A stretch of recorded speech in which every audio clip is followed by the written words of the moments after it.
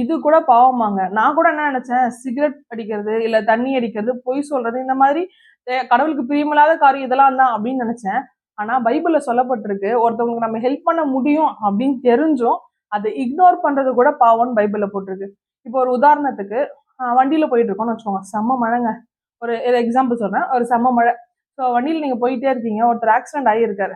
ஆனா நீங்க நினைப்பீங்க, ஐயோ பாவம் ஆக்சிடென்ட் ஆயிருக்காரு, யாராவது ஹெல்ப் பண்ணா நல்லா இருக்குமே அப்படின்னு நினைப்பீங்க. ஆனா நீங்க அதை பண்ணிருக்கலாம். பட் நீங்க என்ன யோசிப்பீங்க, நானே அவசரமா வேலைக்கு போறேன், வேற யாராவது பண்ணுவாங்க அப்படின்னு சொல்லிட்டு நீங்க அதை இக்னோர் பண்ணிட்டு போறீங்க அப்படின்னாலும் அதுவும் பாவம்னு பைபிள் சொல்லுது.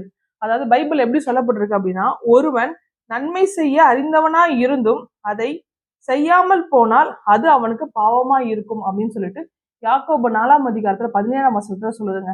இதுக்கப்புறம் நீங்க பண்ற ஒவ்வொரு விஷயத்தையும் கவனமா பண்ணுங்க. அது கடவுளுக்கு சித்தமா இல்ல அவருக்கு பிரியமான காரியமா அப்படின்னு யோசிச்சு பண்ணுங்க.